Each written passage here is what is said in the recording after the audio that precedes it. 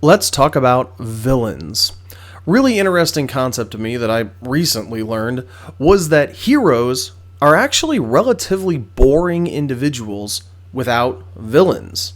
Without outside influence, a hero is basically a very powerful person with nothing to do outside of the mundane and the normal. So it's really important for us as narrators to create engaging enough bad guys or circumstances for our heroes to go up against. Superman, without Lex Luthor, is basically just a guy that can run really fast and can't get hurt very easily, so he could clean his apartment really quickly and work at the Daily Planet, right? For us, it's really important to make sure that we give engaging, interesting villains that our characters love to hate. Ptolus does an amazing job of providing a laundry list of those villains, and in the blog post linked in the description below, I actually have got a list of resources to help you think more like a villain and get a better idea of how to run a villain. Something you may not know about me is that in real life, I'm basically a paladin. I cannot think evilly, I suck at having any guile, and basically, it's a real struggle for me to put my mind into that of a villainous PC or a villainous NPC. It's really difficult for me to think evil. It's really difficult for me to plot and to scheme and to figure out what the bad guys would do. So one of the great things about Ptolus is they give us a whole lot of content to work with. If you've got the original Ptolus, which would be the D&D 3.5 version, on page 665, there's even a page called Friends and Foes. In the 5th edition version of the book, that is on page 664, also called Friends and Foes. They even have it broken down by low power enemies, mid power enemies, and high power enemies. So again, Monty Cook Games does an amazing job. If you want to use the ptol.us website, we just rolled out a new page called the NPC Portrait Gallery. We're going to be trying to add to this constantly. This is a mixture of some canonical, actual provided by MCG, images, and then also there's a fair bit of homebrew content. Hopefully this will help you as much as it has us. Obviously, Igor Ernst, Imperial Commissar there, that's his actual portrait, but a big chunk of what you see here is actually homebrew. Therefore, you're welcome to use it, or you don't have to either. There's also something really handy, the NPC glossary, and then there's also important characters from Ptolus history. Those are all great resources that you're welcome to use on the website. They're straight out of the Ptolus book. If you need something that's searchable and easy to use on mobile and stuff, then that's what the website's there for. All of those are under DM reference. As we're talking about this, the other thing I want to mention is please click on the link below, join our Discord server. We would love to have you. We've got like 40 or 50 people on there now, and we're having daily conversations. This is a perfect example if you're wanting to get some help on bad guys, on what the bad guys are in the Ptolus setting, how to weave all of those together into your story and plotline. There's no better place than to jump on the Ptolus Discord server that we've set up and start having those conversations with us. It's been a ton of fun, and one of the things I've mentioned before is the homebrew stuff on the website. We're adding more and more homebrew content to the website all the time. I'd love for you to submit some, and otherwise you just get to benefit from what other people are creating. NPCs, locations, all kinds of stuff. Anyway, back to villains in Ptolus. In Chapter 33, there's a handful of villains automatically set up for us. One of my favorite things about Ptolus is that Monty Cook Games introduced me to the idea of a villain that's not actually an evil person. Again, as I mentioned, my paladin mindset is kind of black and white evil is the way I like my games to run. I want to know that I'm fighting a bad guy, I want to go in and take him out, and I want that to be the end of it, right? Nice, clean, neat, and easy. No moral ambiguity. But really, that doesn't make for very interesting stories, if we're being completely honest, and I try to be honest with myself on that, and therefore I'm really trying to challenge myself to make interesting and engaging villains. What I love about Helmut Ittelstein from Chapter 33, pause right here, Characters, I probably just gave away a spoiler, but if you are not a narrator, DM, or GM running a Ptolus game, you should probably stop watching this right now because I guarantee you there's going to be spoilers. Now, Helmut Ittelstein is not an evil guy, which is super interesting to me. He actually has very good intentions. It's simply that he is willing to do evil things in order to ensure a greater good. And this is a very common trend among, even in real world history, people that had good goals, but they were simply willing to do evil acts to bring those goals about. Helmut is a great example of that. He is a guy that really just wants the best for the city, but what he perceives as the only way to achieve that best result is, well, you can read the book. Then you've got some of the pretty clearly bad guys like Shulakar, the Dark Elf, who, is pretty much just selfish, and if they wind up taking him out, that's no big deal. Or you can set him up as a recurring villain. That's exactly what Monty Cook did in his own personal games. Then there's a laundry list of other people that the book provides us. I can't possibly cover all of those, but I wanted to touch on a few of them for you. And I also mentioned in the blog post linked in the description below, I've got a laundry list of external resources for you to read, check out, learn about villains, learn about how to handle some of this like moral ambiguity of good people that get in the player's ways, and even some villains that are actually just good people. This is another really great concept of somebody that wants only good things, is only willing to do good stuff, but they're getting in the way of your PCs. They're causing problems because perhaps what they're trying to accomplish and how they're trying to accomplish is in opposition to what the PCs are going after. Again, this is an awesome moral quandary that I'm trying to work more and more into my games because it's what creates dynamic and engaging stories. I love R.A. Salvatore, don't like his books or not, whatever. He's a phenomenal author, and the way that he weaves all of this narrative together, the bad guys in his books, that some of them continue on, some of them get ended, that's again a really good thing for us to keep in mind as you're planning out your Ptolus campaign. One really simple thing to do is kind of like if you're doing the Chapter 33 adventures, you start out like, oh, I just have to go after Torrid and Cran, but then I find out, oh, there's a bigger bad guy behind him, and a bigger bad guy behind him, and a bigger bad guy behind him. What you can do, though, is you can only do that there's a guy he's working for, right? You can only do that so many times, but if you can weave together a tapestry of multiple different bad guys and even some good guys that are simply in the player's way, then that's going to make for a really powerful story. It's going to make the city feel alive. It's going to bring all these NPCs that you have access to that are really well fleshed out to the forefront. And the biggest question is, how do you do that? The way that I have done that is I read through the adventures. That's both the Chapter 33 adventures, not both, that's all of the Chapter 33 adventures, as well as the Night of Dissolution and the Banewarns and Queen of Lies and a handful of others. What I then did was I kind of cherry-picked which ones of the big bad guys from there really resonated with me the most. The other thing that I'm trying to work on is, one, Ptolus is a city that is completely filled with adventurers. Delvers is what they're mostly called here. And one of the things I'm trying to do is introduce other groups, other NPCs that are actually good people just trying to accomplish stuff, but that might be getting in the player's way. Or also, they're trying to accomplish some of the same things as the players. I haven't actually pulled this off yet, but if you have not checked out yet the Secrets of the Delvers Guild, that is a supplement that comes with the Kickstarter you should already have, or if you bought it online, you'll get this for free. There's a guy named Josiah Light in there, and he's like a half celestial Aasimar or something like that. And it's really cool because they set him up and talk about that you should have him accomplishing some stuff that maybe like the player characters wanted to accomplish themselves, and maybe just, have his kind of reputation precede him and annoy your PCs with a little bit about how good this guy is.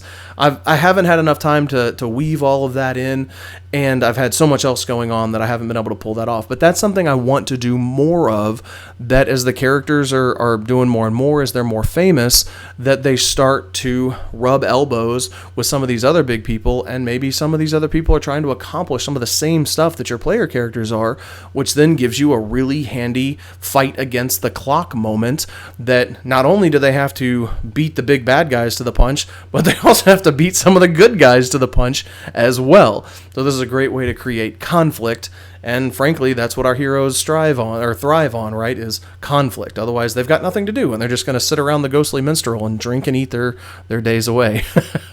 Now, that gives me another moment to also start thinking about all of those bad guys, how they all work together, how each one of those bad guys, those villains, or even circumstances, right? You can start dealing with stuff as a whole ecological level, if you want to do natural disasters and stuff like that, whatever, working against the clock. But then the intelligent beings each have their own goals and motivations. Again, the resources that I'm going to reference in the blog post that I'll share in the description below talks a lot about developing those goals, developing those motivations, developing those plans. And hopefully it doesn't have to be a ton of work on your part to kind of plot all that out. What I did was just a really simple kind of flow chart that I've written down maybe a couple times and then wind up throwing away, actually, just for me to visualize it. For my characters, again, if any of my players are watching this, you need to stop watching this right now. But I've been running a game since 2017, if you didn't know that already. We have 5 player characters. I had a DMPC. He's becoming an NPC. We've played all the way through all of the Chapter 33 adventures. We've played through all of the Bane Warrens, and then we're about midway through the Night of Dissolution adventure. Therefore, right now, my characters have a lot of very powerful people pissed off at them. You have House Vladim, one of the noble houses that the PCs actually broke into their vault and stole the key to the Bane Warrens. Well, the Vladims are trying to get that key back, and they're not happy with the characters. There's the Pact Lords of the Quan. This is another group that was established in the Bane Warrens adventure module, but they're also mentioned in the core book. They are a group of very diverse and powerful monsters that want to essentially eliminate all humanoids from the planet. Elves, dwarves, humans, they hate them all, right? They pissed those guys off because they also wanted to get into the Bane Warrens, and the group stole the key and killed a whole bunch of their people, and so they're trying to get revenge. One cool thing is both of these groups in my game want the same thing. They want that Bane Warrens key. They want to get back in there, and they want to get all the evil items that are in there to use for their own nefarious purposes.